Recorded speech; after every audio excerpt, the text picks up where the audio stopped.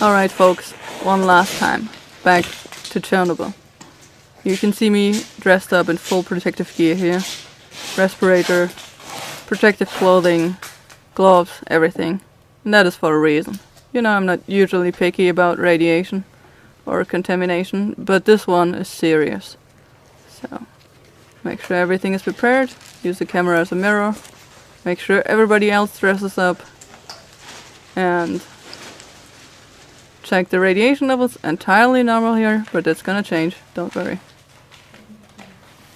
Powerful torch on my forehead. A little bit of night vision on the camera, infrared, 0.2 microsievert power as you could see, normal radiation levels. As we're heading downstairs into the dark.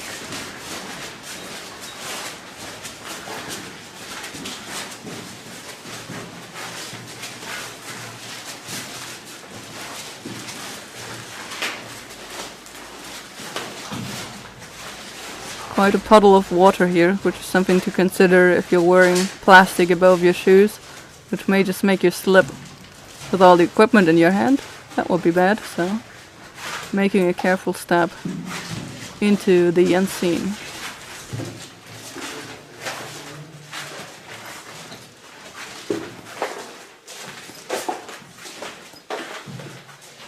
Watch your every step. Watch out. You never know what you might encounter. Probably nothing, but who knows who or what is down here at any point. Careful looking and then proceeding. That's the way to go here. You can see, well, just random stuff here. Just tables and paint peeling off every wall and some kind of bags filled with fuck knows what. Pipes and everything. Shelves full of bags of, what may that be? More about that later, I guess. Now we're just looking around, trying to find something. Reading radiation levels. There's a locked fence here. And it says, the usual, radioactive. That fence is kind of useless because you can see there's this wood thing just next to the fence, which can easily be broken off, as it is the case here. So you can go beyond the fence that is locked by a totally rusty lock.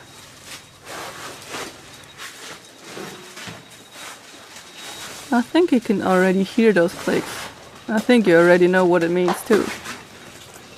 There's an old gas bottle or something on the floor. Looks kind of scary.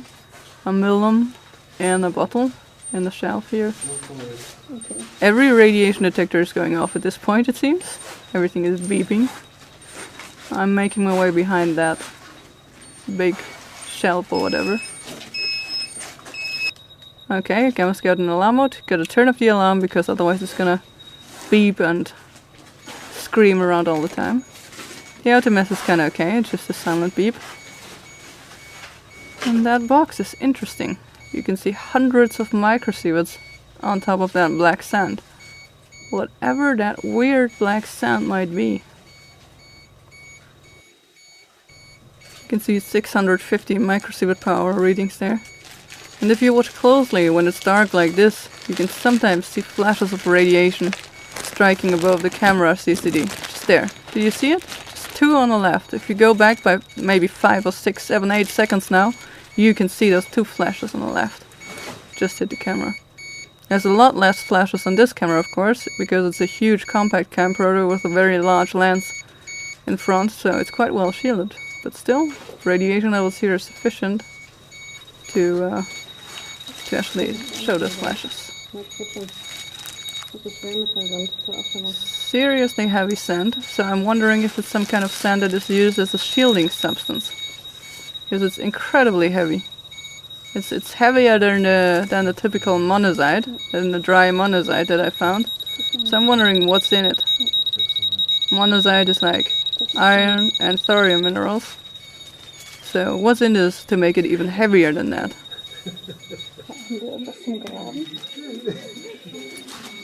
No, I was actually asking for tools for digging up that shit, and everybody was laughing, going like, "What the fuck is she gonna do here? Oh God, make it stop!" But I'm not stopping. I'm finding myself a shovel. Who put that there? That's very handy. Guck mal bitte an der Seite, ob es da mehr wird irgendwie, wenn du da bist. Ob es an der Seite mehr wird, wenn du da bist. I just said, please measure the side of the box to get any higher readings, but he didn't. So, and that was just another piece of something, maybe of sand, that I was checking out if it's hotter than the other stuff.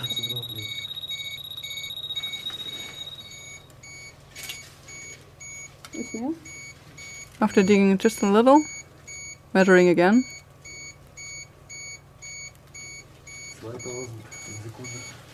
2,000 counts per second.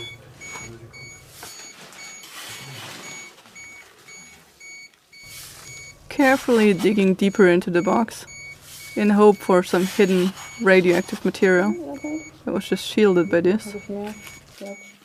Looking into the air, we see radiation flashes and radioactive dust all over the place.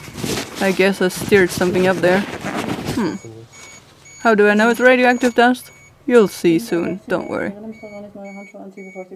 Now I gave away my camera to have both hands free and said, please remind me to change my gloves before ever touching the camera again, before you give it back to me. I have to stow my automass so it doesn't get in the way, and continue digging. Тетка попалась нам, короче, пиздец. Now look very closely at the numbers on the automass. You can see 0.9 kilocounts per second. That's 900 counts per second. And now, with my hand in front, it's just 170 counts per second.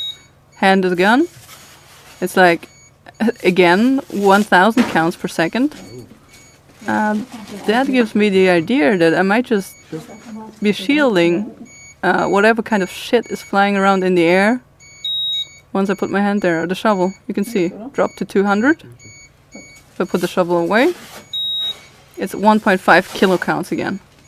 And the air is full of dust. That is bad. That is a bad sign. So that guy is turning around now to see. Okay, on the other side it's just 170 counts. If I turn around to here again, it's like kilocounts. And my hand, for example, wouldn't provide that much shielding to make it go that low if it was actually gamma radiation coming from that box. So it must be whatever is in the air.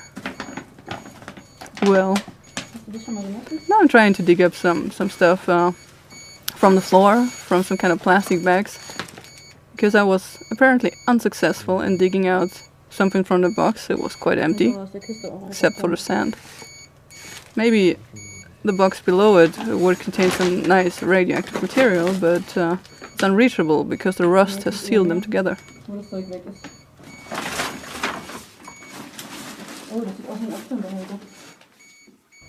Now that looks like an aluminum beta shield to me, and it contains some weird stuff, and it's radioactive apparently. So that's very curiously interesting. There's a random beta shield, beta pig, aluminum pig, whatever, on the floor, containing something that looks strange and is radioactive. Let's see what else I can find. You can see the counts went down again, because the air has settled as I stopped digging around. Well, so much for that. Some kind of filter, or whatever that is. Yeah, it does produce a reading. Not too much, but it does. I'm digging deeper. I found a little, I don't know, lid from something, or whatever that is. But less radiation.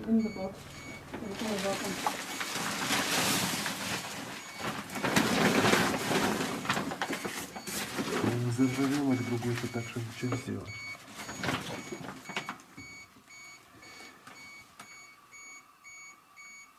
It's just here, then here.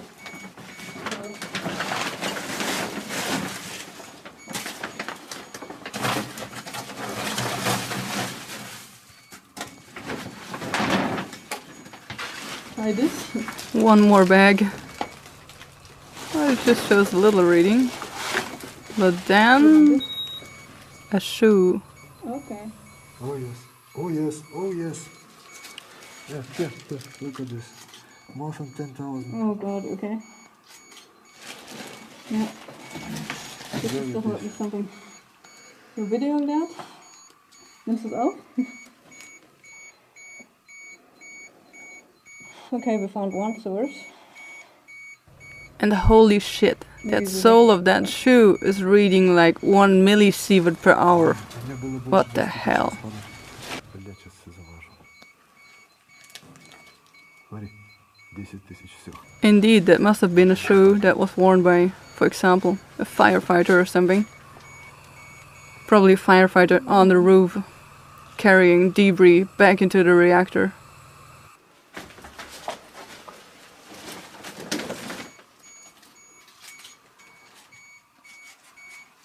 Still trying to find more shit in that corner. Nothing. Активировать придется девайс. And yeah, that person is freaking out about that crazy shoe right now. Unreasonable. You can see radiation flashes occasionally when it's dark enough. You pay close attention. Very nice. Opening yet another bag. Look, it's like with a hammer with all cards inside. Hammer. Yeah, that's a hammer.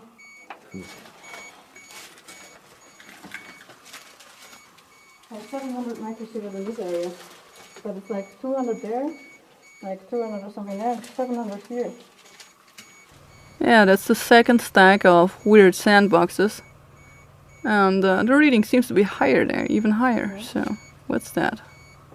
I guess we must dig again. Let's see.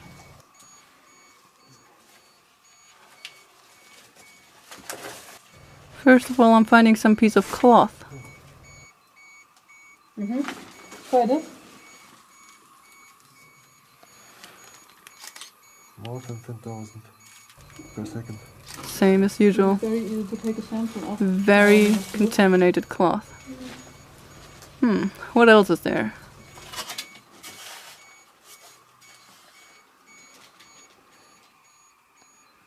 You can see the dust in the stream of light from my torch.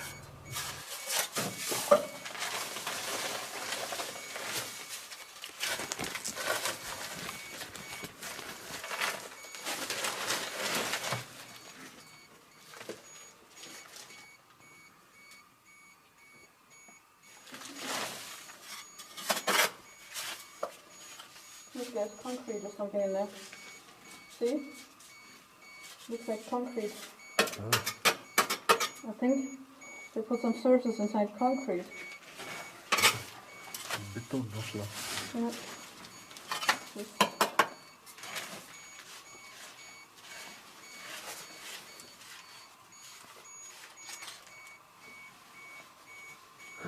Yeah.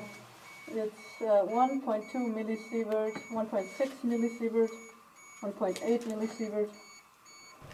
Well, I don't have a hammer drill with me, so I don't see a way of getting there, so I guess we should move on. Let's see. Let's investigate those shelves full of little samples. Samples. Sorry. Taken in 1992. It's 10 microsievert per hour, according to this slip. Well, I would assume these are soil samples from around the Chernobyl reactor that were taken to measure the persistent radiation levels. And the shelves are full of them now, literally hundreds.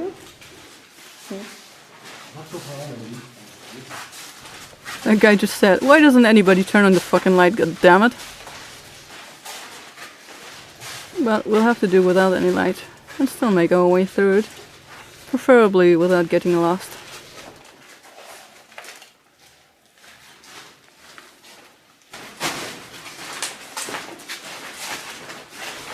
So much to see here. Too bad I couldn't just stay there for like a day and a night or something. But let's do what we can in the short amount of time that we have.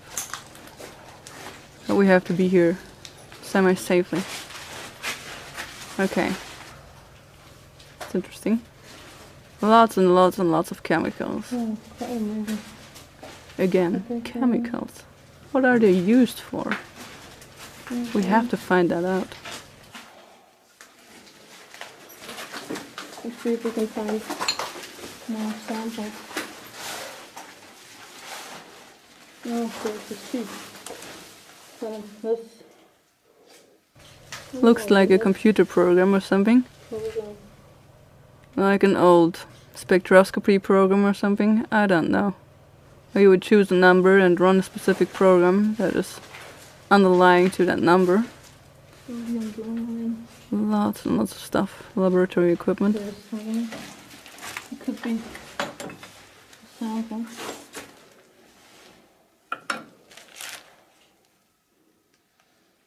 It's not really a sample, but it's used for sample preparation.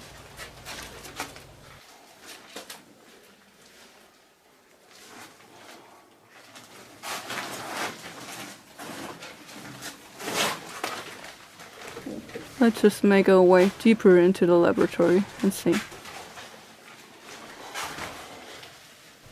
More chemicals and beakers and everything all over the place.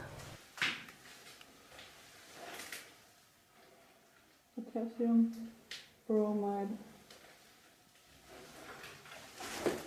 What's that?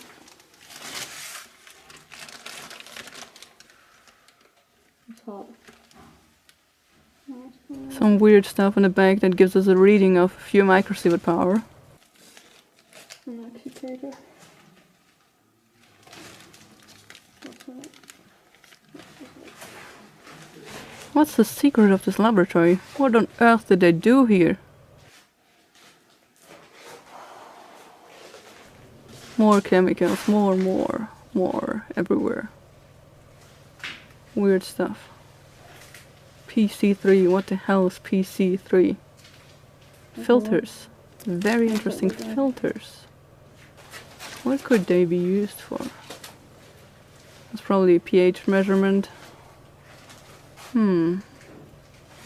What does it look like? Well, I do have an idea. Maybe you do by now as well, but... well, let's keep the tension up. There's still acids or something here. Just by the sink. Some acids left there. Oh, that looks like something maybe. Yep, those are very specific things as well that you need to prepare the other things. We'll talk about later.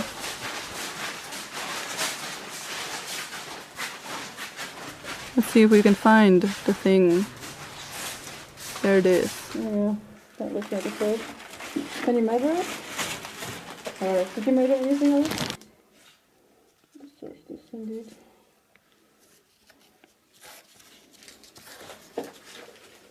That looks like a shield disc. It's rather heavy, so maybe those are fields. Or maybe, no. Nothing possible to measure. Those discs may still look like nothing to you, but they are an epic find. Alright, well, we have to get going. Let's get out of here. Let's get out of this crazy laboratory full of Chernobyl samples and Chernobyl waste and firefighter clothing and whatever's in that sandbox. We still don't know. I don't have a hammer drill to open that box. But maybe we can find out what these magic discs are. Oh. Yeah, it looks like graphite or something. 0.7 microsievert power on a huge block of graphite that you could, for example, use as a neutron reflector for criticality experiments. Very strange. You really don't need a block of graphite to measure contaminated samples from Chernobyl. Not at all. Weird. Outside. And all those chemicals we keep running into. What's all this? Potassium? Potassium, what's this? Can somebody quickly read what's on this? Huh? Can somebody read what's on this? Læs mig, hvad der draufsteht, was da für eine Chemikalien sind. Stearinsäure, Kislota stearinovая, aber was Stearinsäure ist, keine Ahnung. Ob sich das auch durch so nennt, ich weiß es.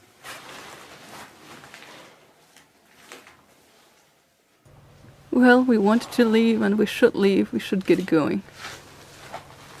But this is too curious, too interesting. Too curious. Okay, take a few last pictures. Walk by that graphite block and some dodgy looking wires hanging off the ceiling. Good thing there's no electricity here. Alright, well, let's go. Time to head on out beyond the puddle of water here. Then go back up the stairs. Back to the light. Goodbye, basement. Come on, go. I say to myself, but something tells me I should not leave yet. Something tells me I did not discover everything that has to be discovered here. So I'm looking back, knowing I will be back.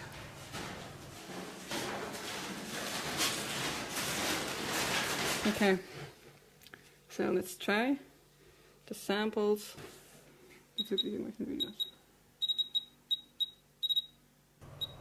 Just a few clicks, but do believe me, it is interesting.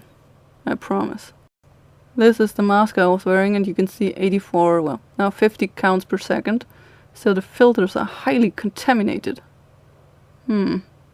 Curious.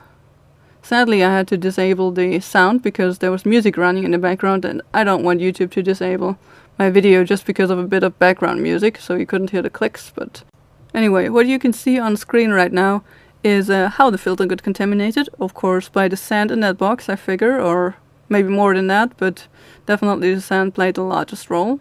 And on the bottom, now to the right as well, you can see the outer radiograph I did. So I pretty much just placed the inner material, the true absorbent material of the filter, on an X-ray film for 48 hours, and then developed the X-ray film, with the bottom right being a control sample that just reads like 2 microsievert per hour. And you can see a strong exposure that goes through all layers. Some bits are very weakened, so that means on the first layer, there's something on the first layer but not on the second layer, so that was maybe more alpha radiation. But you can see that these particles emit at least beta and or gamma radiation as well. But that filter does emit alpha particles just as well. I checked that with an alpha only scintillation counter, so yeah, well, last night a gas mask saved my life. Definitely. And we shall see, of course, what isotopes we can find in that filter. And we're gonna reveal the secret of the weird disc with that radiating center. Stay tuned.